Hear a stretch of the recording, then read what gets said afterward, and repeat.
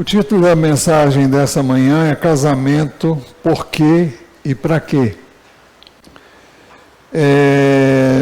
Nós estamos buscando incentivar os irmãos a orarem pelos pedidos do boletim. Por quê?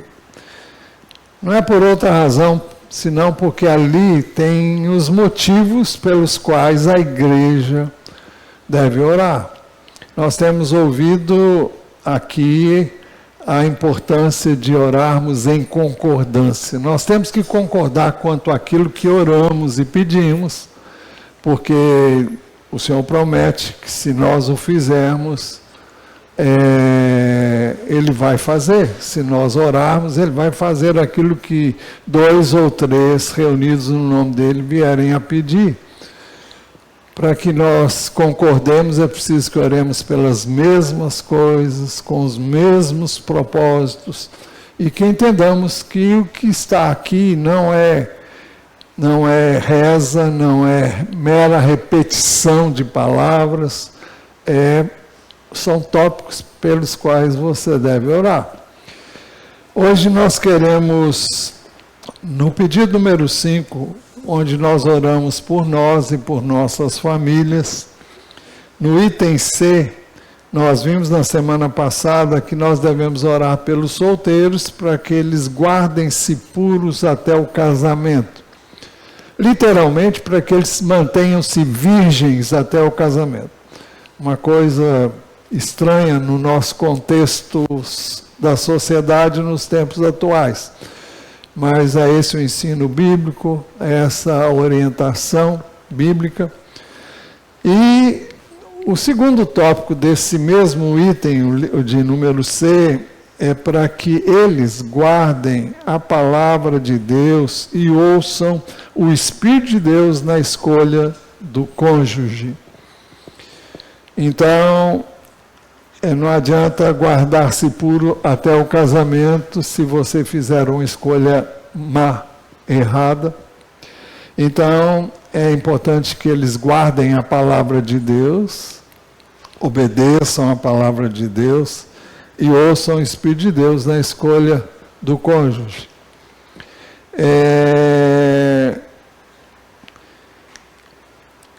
E a pergunta que fazemos é: casamento por quê e para quê? Nós vivemos tempo em que muitos jovens preferem adiar o casamento e não querem literalmente casar-se logo.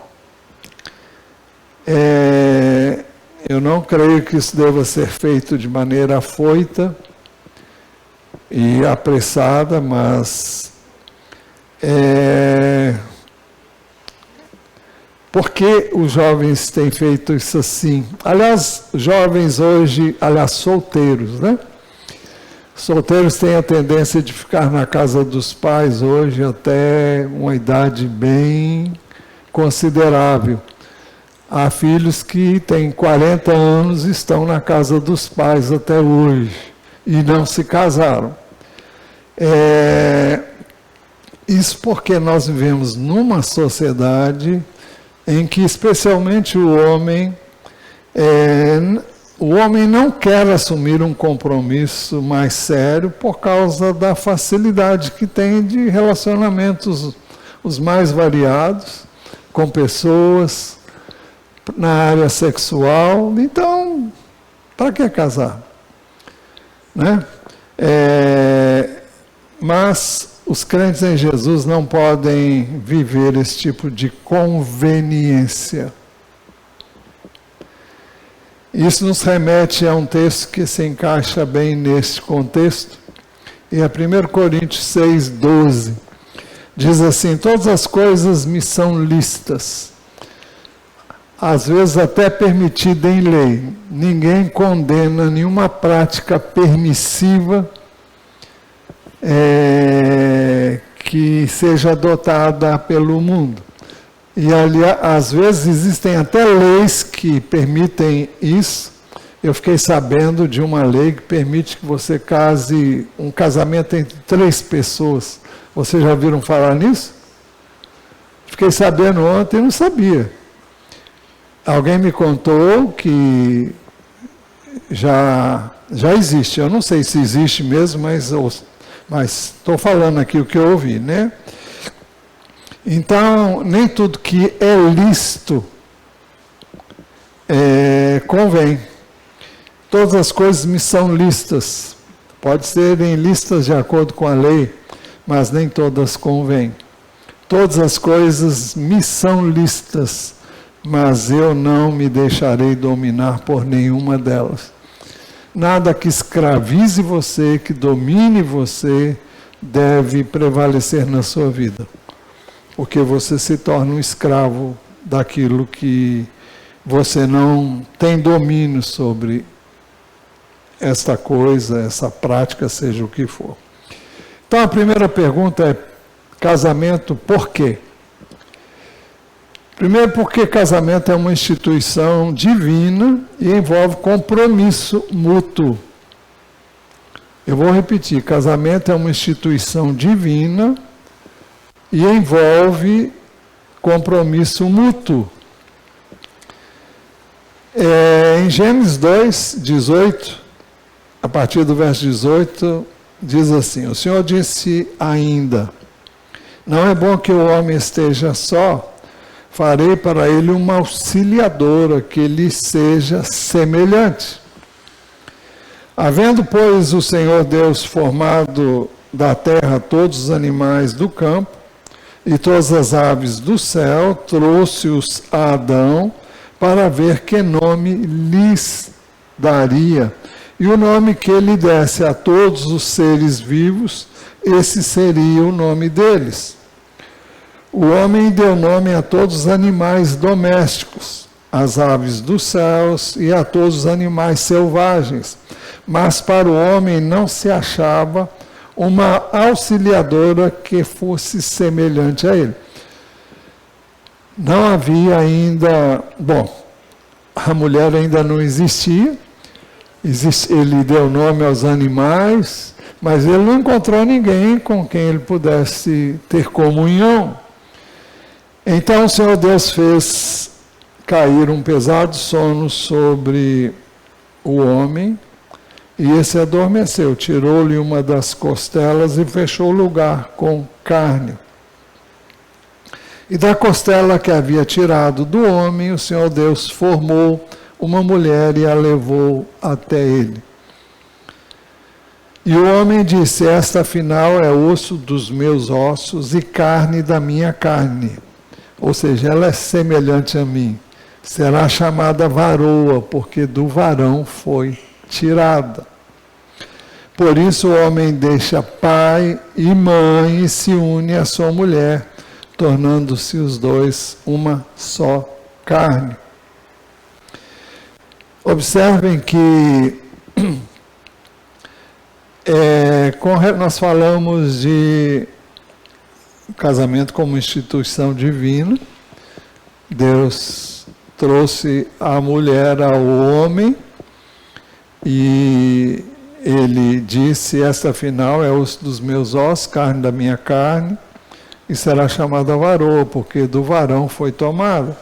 Por isso, agora veja o que diz o verso 24: por isso o homem deixa pai e mãe e se une à sua mulher, tornando-se os dois uma só carne. Aqui fala de compromisso. O jovem deixa a sua casa, deixa o seu pai, a sua mãe, ou seja, deixa de estar debaixo do abrigo deles para ter a sua própria casa, ter a sua própria família. E existe um dito popular que é: quem casa, quer casa.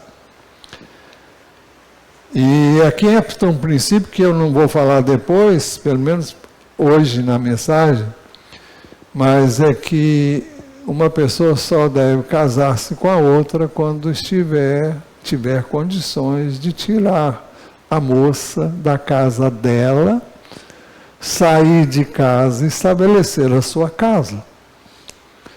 Porque isso implica em ter compromisso com quem vai casar-se, e ter a responsabilidade de assumir a liderança dessa casa e de cuidar da sua esposa e depois dos filhos. Bem, isso é o que Deus estabeleceu desde o princípio. Agora, a pergunta que vamos fazer agora é: casamento para quê? Segundo, para a multiplicação da espécie, da humanidade. Gênesis 1, 27 e 28, assim Deus criou o ser humano à sua imagem, a imagem de Deus o criou, homem e mulher os criou. E Deus os abençoou e lhes disse: sejam fecundos, multipliquem-se, encham a terra e sujeitem-na. Tenham domínio sobre os peixes do mar, sobre as aves do céu e sobre todo animal que rasteja pela terra. Sejam fecundos, multipliquem-se, encham a terra e sujeitem-na. Então, é o plano de Deus desde o início que um homem se una a uma mulher para procriação, para o aumento a multiplicação da espécie humana. Ter muitos filhos sempre foi considerado bênção na cultura judaica, hebraica. Salmo 127, 3, 5 diz assim: herança do Senhor são os filhos, o fruto do ventre, seu galardão. Como flechas na mão do guerreiro, assim são os filhos da sua mocidade. Feliz o homem que enche deles a sua aljava. Não será envergonhado quando enfrentar os seus inimigos no tribunal. Então, fala da importância de ter filhos e de ter muitos filhos. Todavia, nós precisamos considerar que Sara teve de Abraão apenas um filho, que custou a chegar, né? Rebeca, mulher de Isaac, era estéril. Isaac orou por ela durante 20 anos. Então, ela veio a ficar grávida de 2 filhos, gêmeos. Isabel, já idosa, teve de Zacarias apenas um filho, João Batista. E temos muitos outros exemplos bíblicos que poderíamos usar para mostrar que nem sempre foi assim. E mesmo que não sejam muitos, Deus tem um propósito em cada situação, em cada circunstância, como nós vimos no caso de Abraão, nós vimos no caso de Rebeca e Isaac, né? Como é o caso de Isabel e Zacarias. Agora, continuando, casamento para quê? Terceiro, para companheirismo, para cumplicidade, para unidade e segurança em amor. Então, vamos ver, o primeiro item é o de companheirismo. O Senhor Deus disse ainda: não é bom que o homem esteja só. Farei para ele uma auxiliadora que seja semelhante a ele. Por isso o homem deixa pai e mãe e se une à sua mulher, tornando-se os dois uma só carne. Não é bom que o homem esteja só. Não tem sido uma experiência boa para mim ficar esse tempo que eu tenho ficado separado da Ana Bia, por motivo de tratamento que ela está fazendo. E tenho feito o possível para estar com ela pelo menos uma vez por mês durante uns 10 dias. Mas nós nos falamos todos os dias, quando é possível, de manhã, na hora do almoço, na hora do jantar, oramos, buscamos juntos, mas precisamos estar juntos também. Então, nós precisamos de companhia. O ser humano é um ser humano que precisa de companhia. E o companheirismo é uma das necessidades que o casamento pode suprir. Não vamos nos demorar aqui, mas para que isso exista no casamento é preciso que seja cultivado durante o período de namoro e noivado. Eu não estou falando de intimidade física, eu estou falando de conversar.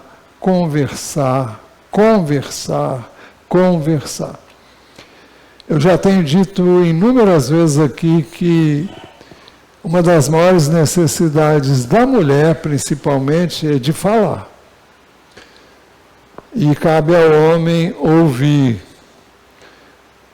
Alguém disse, Larry Coy disse que quando um homem chega do trabalho em casa, ele vai encontrar uma mulher que fala 30 mil palavras por dia. E ela só falou 5 mil até ele chegar. Então, quando ele chegar em casa, ela está esperando para falar com ele as 20 mil palavras que ela ainda não falou. Então, o marido não pode pegar um jornal, aliás, o jornal nem existe mais, né? Ou então ficar nesse aparelhinho aqui que é muito bom, mas costuma ser um problema também no relacionamento e na comunicação entre um casal, para não dizer entre os filhos também, não é? Mas o próximo item é a cumplicidade. Eclesiastes 4, 9, 12 diz assim: melhor é serem dois do que um, porque maior é o pagamento pelo seu trabalho. Porque se caírem, um levanta o companheiro, mas ai do que estiver só.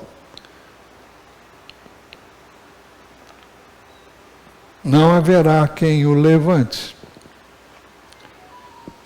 Nós precisamos um do outro no casamento e nem sempre os dois vão estar para baixo, mas pode ser que um esteja vivendo uma situação difícil e o outro está bem. E isso pode variar de situação em situação e um e outro podem alternar-se. Eu não estou dizendo que tem que ser assim, seria bom que não fosse assim. Todos estivessem sempre bem, mas nem sempre é assim. E um auxilia o outro, né? O texto diz também, se dois dormirem juntos, eles se aquecerão. Mas se for um sozinho, como se aquecerá? Naturalmente, isso foi escrito num contexto em que o inverno era bem severo, e muito severo mesmo, em regiões onde neva, onde as temperaturas descem a um nível que nós aqui no Brasil não conhecemos. Também, se dois dormirem juntos, eles se aquecerão, mas se for um sozinho, como se aquecerá? Se alguém quiser dominar um deles, os dois poderão resistir. O cordão de 3 dobras não se rompe com facilidade. No casamento, que seria um cordão de 3 dobras? Seria o homem, a mulher e Deus. Deus precisa estar na relação do homem com a mulher. Ele é a pessoa que deve estar com o casal, e o casal deve estar com ele sempre, orando, buscando a sua direção, a sua orientação, para poderem seguir em frente, enfrentarem as dificuldades que porventura existam. Nós falamos também de unidade. Dissemos que o casamento existe para companheirismo, cumplicidade, unidade e segurança. Vamos ver unidade. O profeta Amós diz: será que dois andarão juntos se não estiverem de acordo? É preciso que o homem e a mulher estejam de acordo e têm de andar juntos no que pensam, no que, em termos de planos, propósitos para a vida. Isso não se faz depois do casamento, mas se faz antes do casamento. Isso deve ser cultivado antes. Antes de se casar, você deve saber o que a pessoa pensa, quais são os planos, os objetivos dela de vida, o que ela tem em mente. Ainda o Larry Coy, eu me refiro a ele porque ele ministrou muito sobre isso, e nós já ministramos muita coisa dele aqui no passado. Mas ele conta que teve uma namorada, e ele queria casar com ela de todo jeito, e ela sempre se esgueirando. E por fim ela disse: olha, eu não quero ter filhos. Mas o que ele mais queria era ter filhos com ela, né? E ela falou: não, eu não gosto de crianças, eu não quero criança. Aí a ficha caiu e ele falou: Deus está falando, eu preciso ouvir, né? Então não vai dar para a gente andar junto. E teve outras coisas que aconteceram ainda além disso, e o casamento com essa pessoa que ele pretendia se casar não aconteceu. Mais tarde Deus trouxe a ele uma outra pessoa que tinha os mesmos alvos e objetivos que ele tinha e com quem ele veio a se casar. Então é importante que você veja isso com antecedência. Porque depois não dá para você dizer: eu não quero mais, você vai para a sua casa, eu vou para a minha. Isso não existe na Bíblia. Você tem que pensar bem antes de tomar uma decisão, porque depois que tomar, pelo menos biblicamente não tem volta. Casamento é indissolúvel, embora as leis digam que são. Digam que ele é, melhor dizendo. Eu sei que há casos em que as Escrituras preveem, por N razões que não vamos tratar aqui, porque não é o nosso assunto. Mas é preciso que eles estejam de acordo para poderem chegar até lá. O outro item é segurança. E pensando em segurança, fidelidade é essencial. O profeta Malaquias escreveu o que nós vamos ler nos versos 13 em diante. Deus está falando através do profeta. Há outra coisa que vocês fazem: cobrem de lágrimas o altar do Senhor com choro e gemidos, porque ele já não olha para a oferta, nem a aceita com prazer. A oferta que o texto se refere é aquela que veio a ser feita por Deus na cruz do Calvário, quando ele deu o seu filho. E antes disso, eram feitos sacrifício de animais, um cordeiro era imolado, o sangue era derramado, e antes disso a pessoa confessava o seu pecado. Era assim que se tinha acesso a Deus.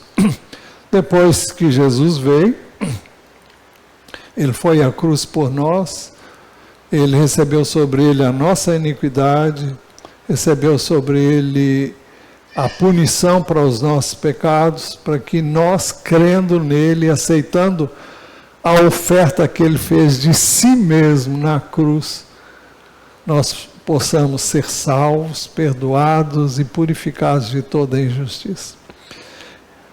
Mas aqui diz, vocês perguntam, o Senhor não aceita mais, não olha para a oferta, nem aceita com prazer. E vocês perguntam, por quê? Porque o Senhor foi testemunha da aliança entre você e a mulher da sua mocidade, a quem você foi infiel, sendo ela a companheira e a mulher da sua aliança. Houve uma aliança, houve um contrato, se nós pudéssemos usar a linguagem de hoje, de casamento, e essa aliança foi feita e num determinado momento ela foi desfeita.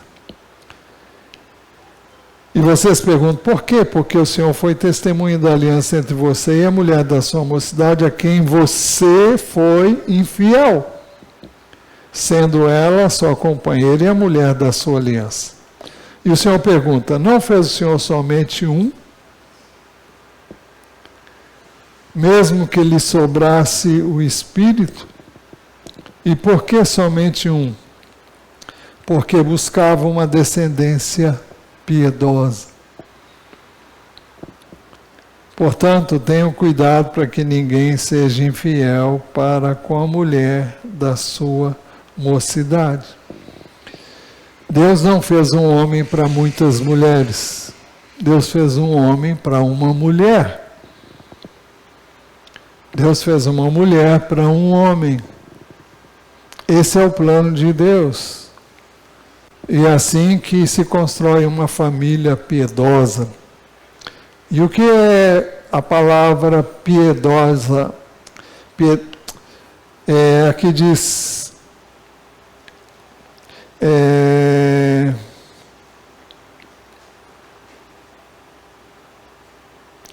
Aqui diz que Deus buscava uma descendência piedosa.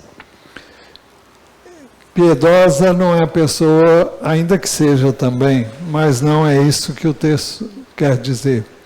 Pessoa piedosa é uma pessoa devotada a Deus. É a palavra eusebeia, que significa devoção a Deus. Dedicação a Deus.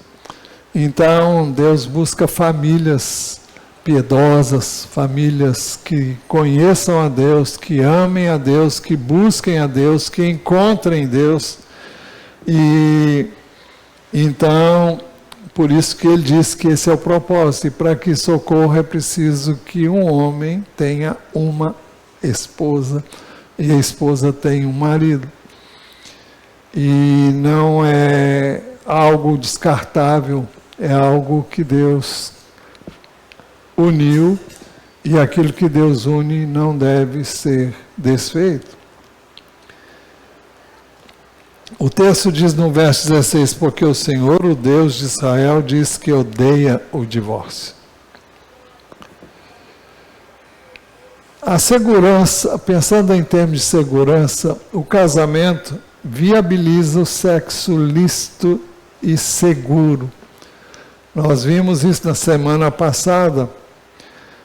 Não sei se foi na semana passada ou na anterior, acho que foi, não tenho certeza. Mas o sexo no casamento, dentro do casamento, é a única forma lícita que a Bíblia diz que você pode se unir a uma pessoa do sexo oposto. Então, é através do casamento. É ali que você pode ter o conluio íntimo, o relacionamento sexual com a pessoa com quem você se casou. O texto que nós temos aqui é 1 Coríntios 7:2. Paulo está falando sobre o casamento, o apóstolo Paulo, ele diz, digo que por causa da imoralidade, cada homem tem a sua esposa e cada mulher tem o seu próprio marido. Cada homem tem a sua esposa e cada homem tem o seu próprio marido. Ele disse isso num contexto sexual. por causa da imoralidade, para que não haja permissividade, para que não haja devassidão, para que não haja promiscuidade, porque isso não convém a pessoas tementes a Deus. Então, cada homem tem a sua esposa e cada mulher tem o seu próprio marido. Pensando ainda em termos de segurança, temos que pensar no amor incondicional. Para você se casar, você precisa amar o seu cônjuge de forma incondicional. O apóstolo Paulo escreveu aos cristãos de Éfeso, no capítulo 5, verso 25, maridos, que cada um de vocês ame a sua esposa, como também Cristo amou a igreja e se entregou por ela. Maridos, que cada um de vocês ame a sua esposa, como também Cristo amou a igreja e se entregou por ela. Que amor é esse? É um amor sacrificial. Jesus deu a vida dele por nós, não porque nós éramos perfeitos, mas justamente porque não éramos e não somos.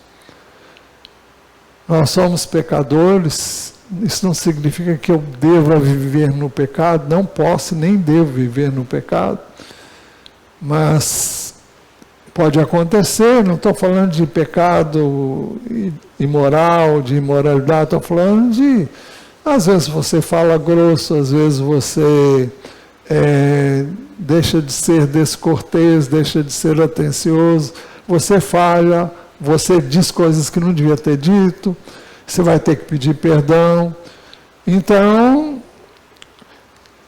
a esposa pode fazer isso e o marido também pode vir a fazer isso, e um tem que perdoar o outro. Você vai dizer, mas o texto está falando para os maridos. Sim, a palavra foi dita aos maridos. Maridos, que cada um de vocês ame a sua esposa, como também Cristo amou a igreja e se entregou por ela. Jesus deu a sua vida pela sua esposa. Ele foi à cruz. Esse é um amor sacrificial. E você deve amar a sua esposa da mesma forma como Jesus amou a igreja. Ele deu a vida dele por ela. E ele foi à cruz por ela. E não é porque ela era perfeita, repito. Justamente porque não era. Mas as mulheres não vão escapar não, hein? Tito 2,4 diz assim, recomenda às mulheres mais idosas que instruam as jovens recém-casadas, Tito 2,4, amar o marido e os filhos. E o amor, a palavra que é usada para amor aqui é a palavra ágape, que fala de amor sacrificial. Então, tanto um quanto o outro devem amar o seu cônjuge como Cristo amou a igreja. Por quê? Porque é a única maneira de vivermos bem. Você vai dizer, eu não tenho esse amor. Eu duvido que alguém tenha. Esse amor é derramado em nossos corações pelo Espírito de Deus que nos foi dado. Deixa eu lhe dizer uma coisa, você não faz isso porque é especial, porque você é super espiritual. Você faz isso quando você escolhe que quer isso. E Deus capacita você a amar 1000 vezes, a perdoar 1000 vezes, a suportar 1000 vezes. Não é um suportar, eu tenho que aguentar. Não, não é assim não. É vivenciar situações difíceis e superá-las com o amor que vem de Deus. Esse amor não tem no ser humano. O ser humano, se estiver me tratando otimamente bem, tudo bem, estou para tudo e para todas as coisas. Mas se por acaso ela não estiver bem nesse dia, foi um dia difícil e ela, não quero mais. Então, não é por aí, né? Casamento para quê? Em quarto lugar, para preparar uma descendência piedosa, devotada a Deus, como chegamos a pincelar anteriormente. Deixa-me ver o meu tempo aqui. O texto é Malaquias 2,15, diz assim: não fez o Senhor somente um mesmo que lhe sobrasse o Espírito, porque somente um, porque buscava uma descendência piedosa. Portanto, tenham cuidado para que ninguém seja infiel para com a mulher da sua mocidade. O texto enfatiza, está num contexto de fidelidade conjugal. E o texto diz que é o que nós já falamos inicialmente. É um homem para uma mulher. Isso para que se construam lares onde haja respeito, onde haja amor, que leva um a respeitar o outro e a ser fiel ao outro em todo o tempo, em amor. 1 Coríntios 7,2, que nós já lemos, diz assim: por causa da imoralidade, cada homem tem a sua esposa e cada mulher tem o seu próprio marido. Fidelidade é importante para a constituição de um casamento sólido e embasado. Como fazer isso? Vida com Deus. Conhecimento da palavra. Quando eu falo de vida com Deus, estou falando no tempo com Deus, para orar, para buscar a presença dEle, para temer a Ele, para colocar diante dEle as suas fraquezas.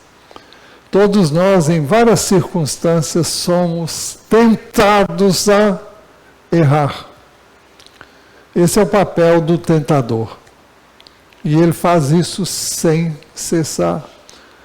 Eu e você precisamos de gastar tempo com Deus, para que nós sejamos fortalecidos no Espírito e não prevaleça a vontade da carne quando somos tentados. Jesus nos ensinou a orar ao dizer: vigiai e orai, vigiem e orem para que não caiam em tentação. O espírito humano, regenerado, salvo, está pronto, mas a carne é fraca. Quando fala de carne fraca, não está dizendo que a carne é fraca mesmo, não é por aí. A carne não é obediente, a carne não obedece os mandamentos, não obedece a palavra, ela se insurge contra a palavra. Então, eu devo fortalecer o meu espírito para que eu, pelo Espírito de Deus, possa viver a palavra. É por isso que o jugo desigual foi proibido. Lá no Velho Testamento, Malaquias 2:10 a 12, diz assim: não temos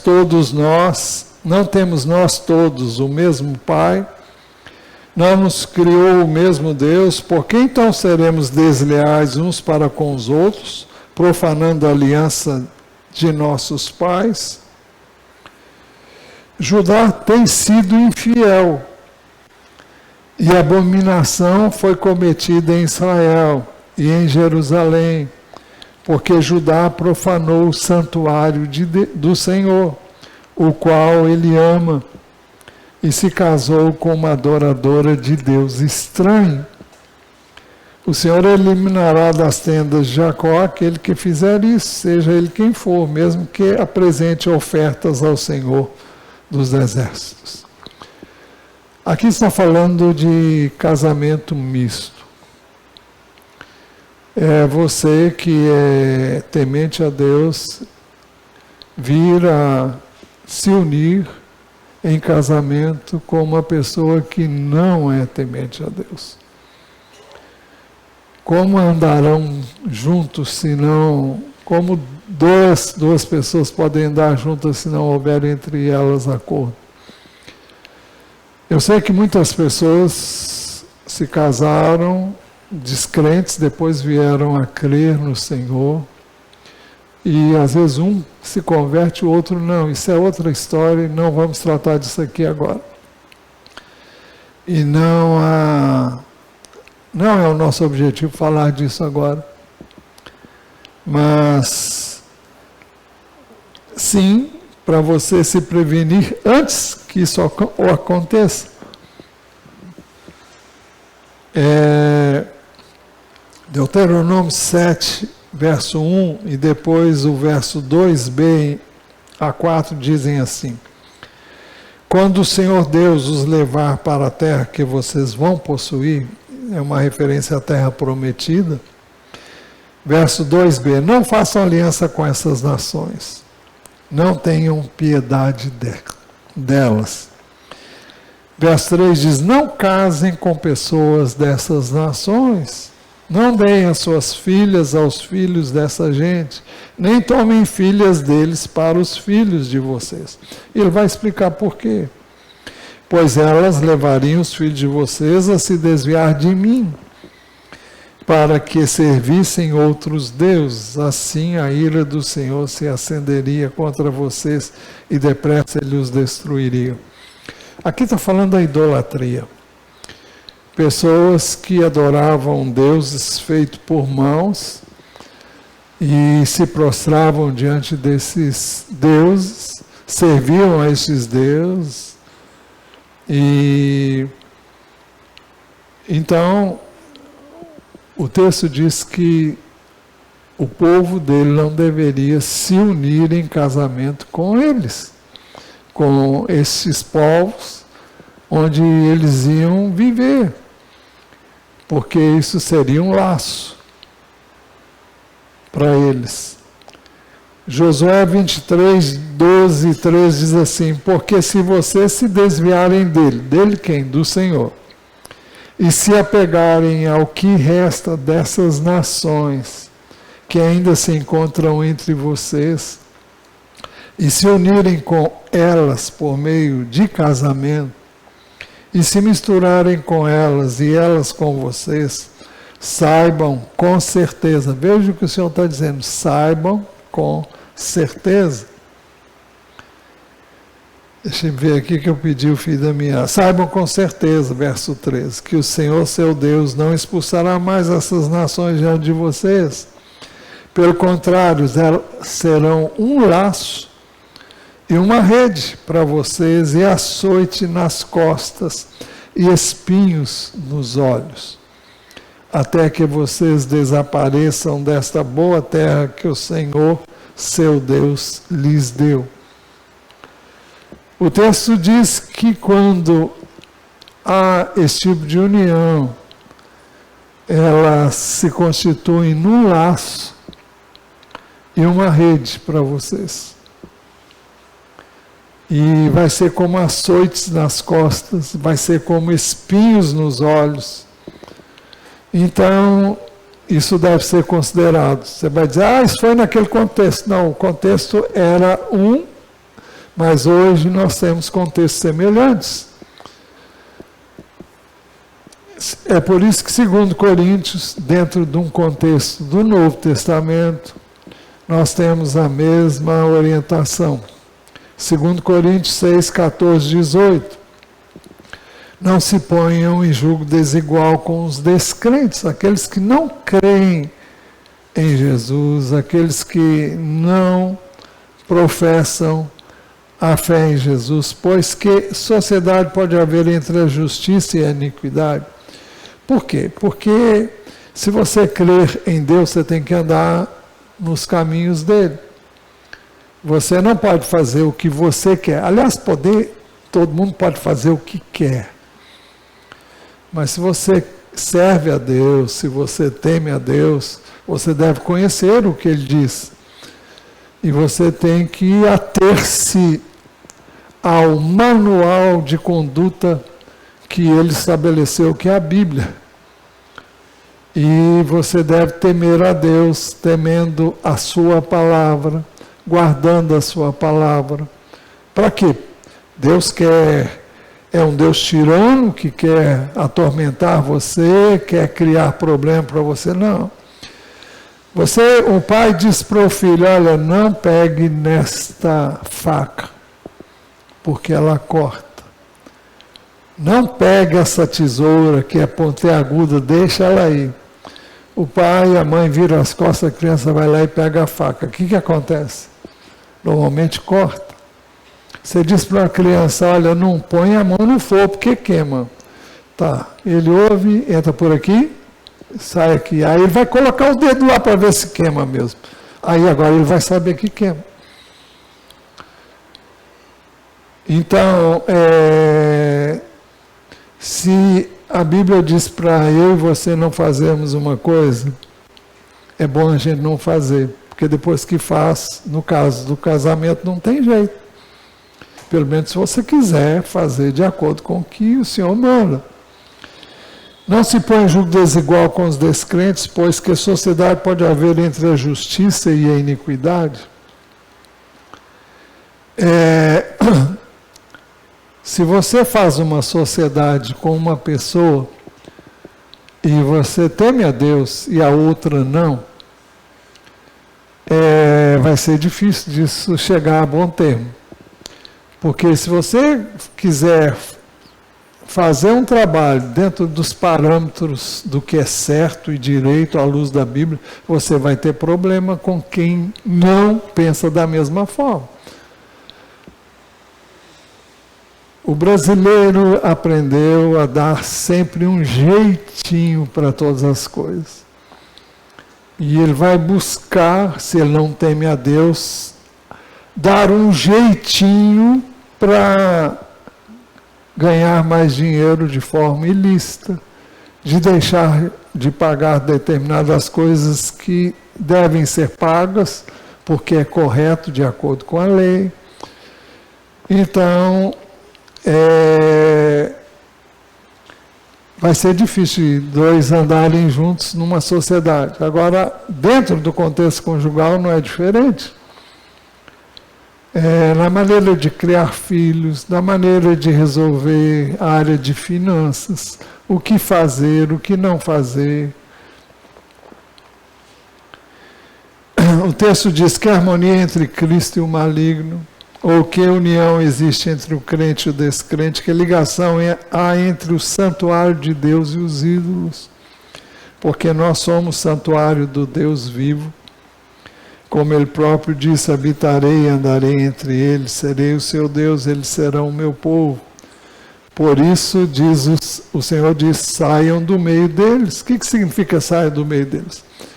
Não se alie de forma íntima com uma pessoa que não tem a mesma maneira de pensar, de crer que você tem. Porque isso vai refletir na condução da família.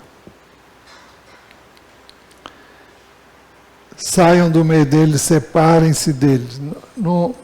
Eu tenho que dizer para você, se você tem um casamento assim, não é para separar. Nós temos outros textos que mostram como deve resolver essa situação.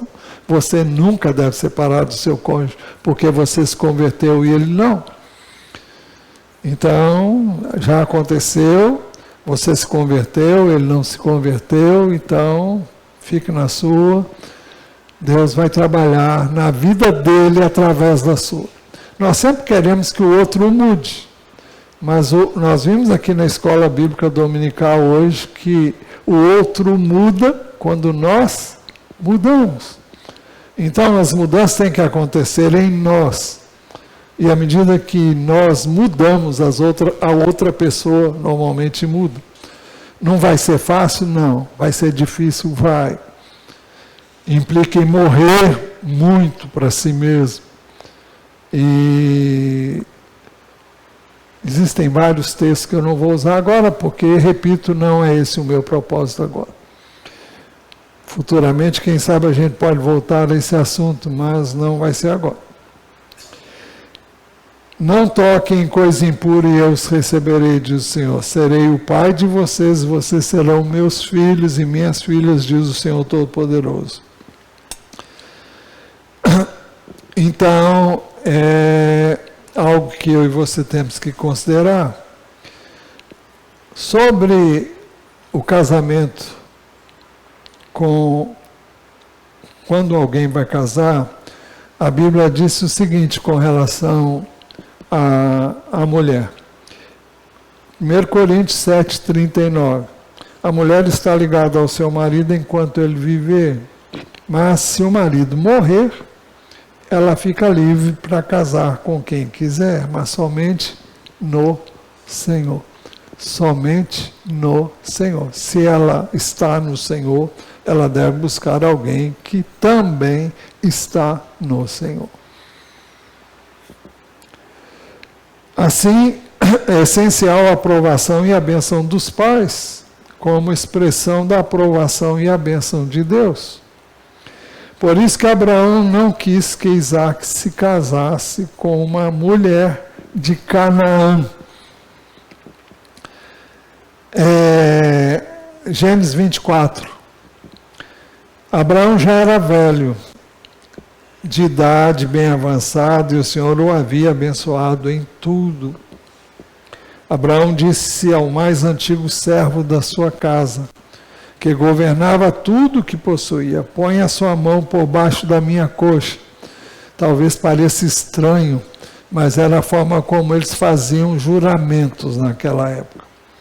Para que eu faça com que você jure pelo Senhor, Deus do céu e da terra, que você não buscará uma esposa para o meu filho entre as filhas dos cananeus, no meio do qual estou morando, mas que você irá à minha parentela e ali buscará uma esposa para Isaque, meu filho.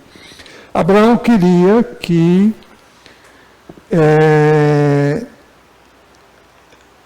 o filho dele, era o único filho, se casasse com uma mulher que fosse da sua parentela.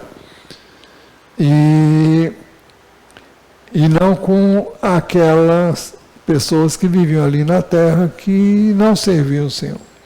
Então o servo disse: talvez a mulher não queira vir comigo para esta terra. Neste caso, deve levar o seu filho à terra onde o Senhor, à terra de onde o Senhor veio.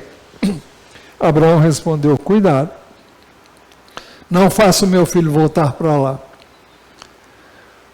É porque Deus tinha uma promessa para Abraão e a sua descendência naquele lugar. Então ele diz: não faça meu filho voltar para lá. O Senhor Deus do céu, que me tirou da casa de meu pai e da terra dos meus parentes, e que me falou e jurou dizendo: a sua descendência darei esta terra. Ele enviará o seu anjo adiante de você, para que lá você encontre uma esposa para o meu filho. Caso a mulher não queira vir, você ficará desobrigado do seu juramento. Entretanto, não leve o meu filho para lá. Abraão estava pensando: eu vou morrer logo e antes disso eu tenho que tomar certas providências. E foi o que ele fez através desse servo. Isaac também, filho de Abraão, depois não quis que Jacó, seu filho, se casasse com uma mulher de Canaã. Isaac chamou Jacó, deu-lhe a sua bênção e lhe ordenou, dizendo: não escolha uma esposa dentre as filhas de Canaã. Aqui, diferentemente de Abraão, ele vai mandar o filho para a terra que Abraão disse que o servo dele não devia buscar. Mas ele vai fazer isso porque havia um problema entre ele e o seu irmão, que queria matar Jacó. Então, ele separa os dois filhos para evitar isso. E ele então é enviado à terra da sua parentela, para de lá escolher uma esposa. Isaac chamou Jacó e, dando-lhe a sua bênção, lhe ordenou, dizendo: não escolha uma esposa dentre as filhas de Canaã, levante-se e vá a Padã Arã, a casa de Betuel, pai de sua mãe, e tome lá por esposa uma das filhas de Labão, que era irmão da sua esposa. Irmão da sua mãe, melhor. Que o Deus Todo-Poderoso o abençoe e faça com que seja fecundo e o multiplique para que você venha a ser uma multidão de povos. Que Ele dê a bênção de Abraão a você e a sua descendência para que você possua a terra de suas peregrinações concedida por Deus a Abraão. Então, o Isaac fez a mesma coisa com Jacó e quis que ele se casasse com uma mulher também da sua parentela. Por isso os filhos devem ouvir os seus pais na escolha do cônjuge. Provérbios 6, 20 a 23 diz assim: meu filho, guarde o mandamento de seu pai, não abandone a instrução de sua mãe.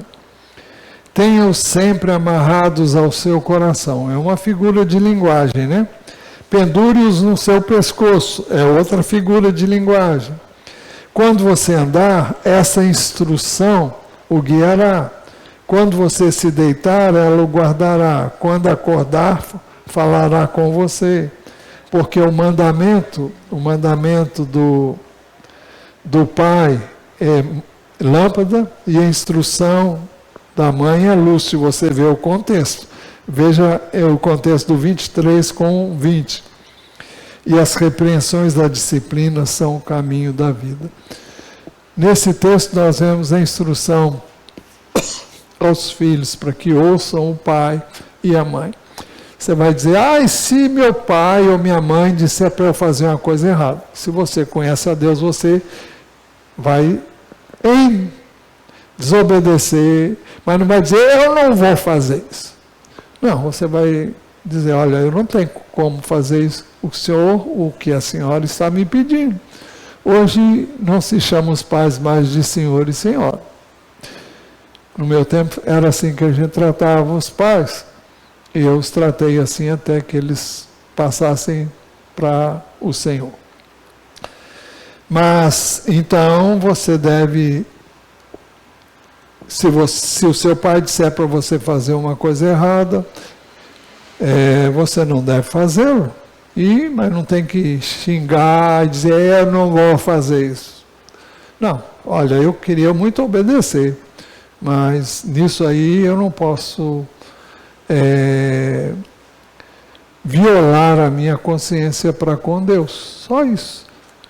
Nunca diga: minha religião proíbe. Não tem esse negócio de religião proíbe, não. É você e Deus. Se você tem fé em Deus, é a sua fé em Deus.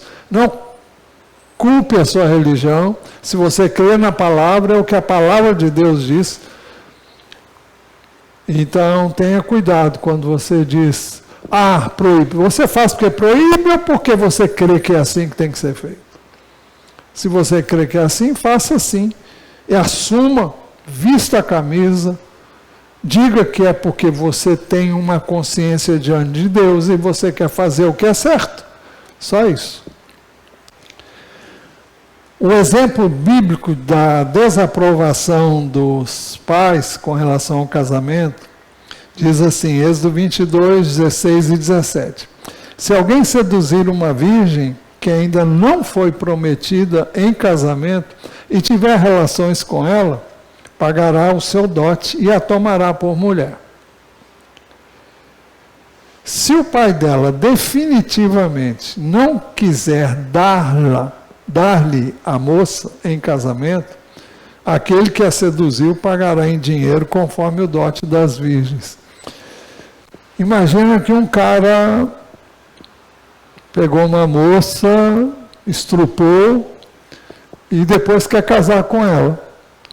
O pai tem todo o direito de dizer: não vai casar não. Bom, nenhum pai de consciência vai querer que alguém desse tipo de procedimento se case com a sua filha que foi violentada. Bom, não vou dizer que é diferente quando há consenso, mas se foi algo forçado, não seria bom, né, que fosse assim. Então o pai podia dar ou não a filha em casamento. Você vai dizer, isso é no contexto do Velho Testamento? Sim, era assim. Mas o princípio não caducou, não. Os pais, então, não devem permitir, eu vou chegar lá, onde você está pensando. Os pais não devem permitir o julgo desigual. Nós já vimos em Deuteronômio 7, 3b e 4a, não deem suas filhas aos filhos dessa gente, nem tomem filhas deles para os filhos de vocês. Aqui a ordem é dada aos pais, para que eles não permitam. Então, isso pressupõe a permissão dos pais. Os pais devem ser ouvidos, mas o casamento deve ter o consenso dos que vão se casar. Ou seja, eu sei que em muitos lugares filhos e filhas eram obrigados a casar com quem eles não queriam. A Bíblia não ensina isso. Voltando ao exemplo de de Rebeca, o texto diz assim, o servo de Abraão foi lá buscar uma esposa para Isaac. E depois da família ter concordado em permitir que aquele servo que veio com uma caravana buscar uma esposa para Isaac,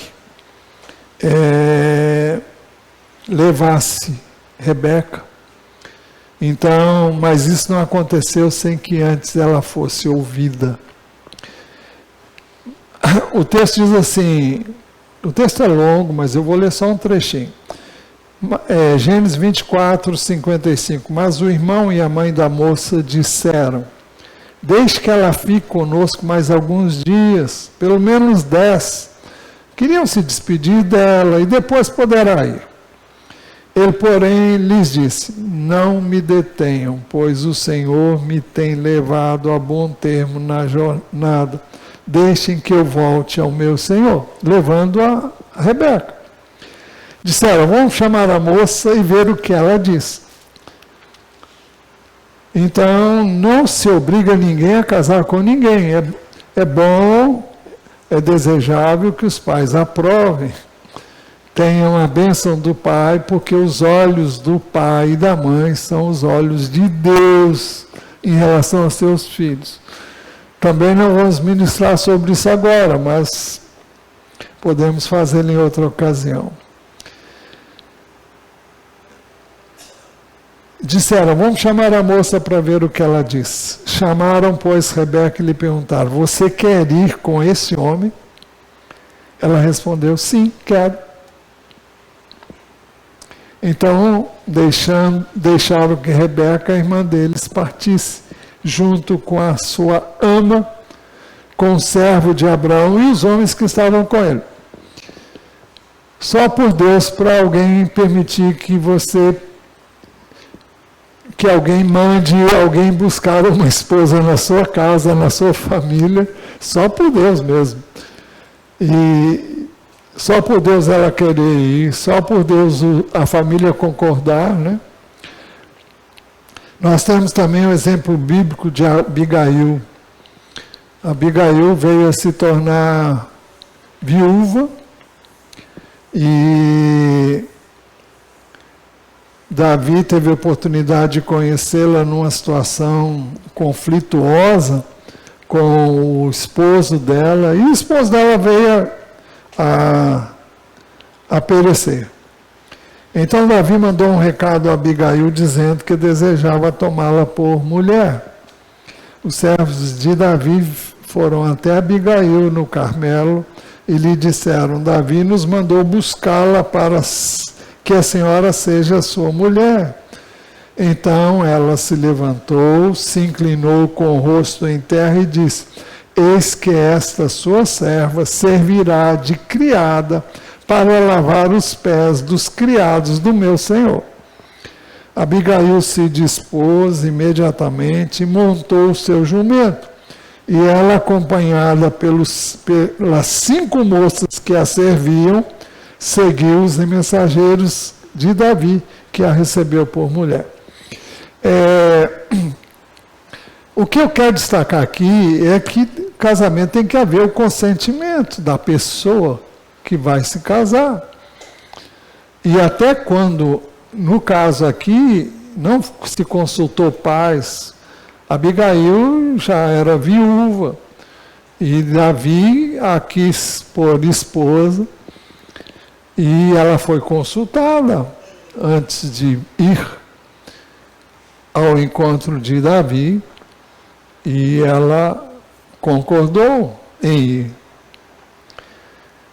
Agora, para acabar, os pais devem abençoar o casamento dos filhos como evidência da sua aprovação, logo também da aprovação do Senhor. Eu gosto sempre, nem sempre faço isso, depende do tipo de casamento, mas normalmente eu peço que os pais, quando normalmente são testemunhas, são padrinhos, que os pais estendam as mãos sobre os noivos para abençoar na hora deles receberem a bênção, que normalmente o pastor dá, em nome do Senhor.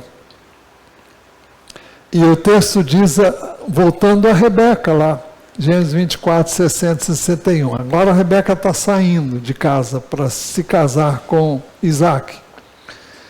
Abençoaram Rebeca e lhe disseram que você, nossa irmã. Por que nossa irmã? Ao que tudo indica, o pai de Rebeca já tinha morrido, quem estava na liderança da casa era o filho mais velho. Então ele diz que você, nossa irmã, seja mãe de milhares, e que a sua descendência tome posse das cidades dos seus inimigos. Então Rebeca se levantou com as suas servas e, montando os camelos, seguiram o homem. O servo de Abraão tomou Rebeca e partiu. Essa bênção que os pais deram se cumpriu literalmente na vida de Rebeca. Rebeca teve quantos filhos? 2 filhos. Mas a descendência dela, que você, nossa irmã, seja mãe de milhares, e que a sua descendência tome posse das cidades dos seus inimigos. E o povo de Israel veio a se constituir um povo numeroso. E é hoje ainda numeroso, né? Tanto na terra de Israel como em outros lugares do mundo onde ainda estejam um dos filhos de Isaac com Rebeca. Recapitulando, casamento por quê? Primeiro, porque o casamento é uma instituição divina e envolve compromisso mútuo. Casamento para quê? Segundo, para a multiplicação da espécie ou da humanidade. Casamento para quê? Terceiro, para companheirismo, cumplicidade, unidade, segurança em amor. Quarto lugar, para preparar uma descendência piedosa, devotada a Deus. Por que trouxemos hoje esse assunto? Porque nós devemos orar pelos nossos filhos, pelos que estão ainda solteiros, para que guardem a palavra de Deus e ouçam o Espírito de Deus na escolha do cônjuge. É muito importante que os pais façam isso, é muito importante que a igreja ore em concordância para que os jovens que ainda não se casaram venham a ser guiados pelo Espírito de Deus e façam a escolha certa, do jeito certo, na hora certa, para a pessoa certa. Não existem casamentos perfeitos, porque as pessoas não são perfeitas, mas quando a gente casa com a pessoa que o Senhor separou para nós, as coisas vão chegar aonde tem que chegar. E Deus vai realizar todo o seu propósito através do cônjuge e da vida conjugal.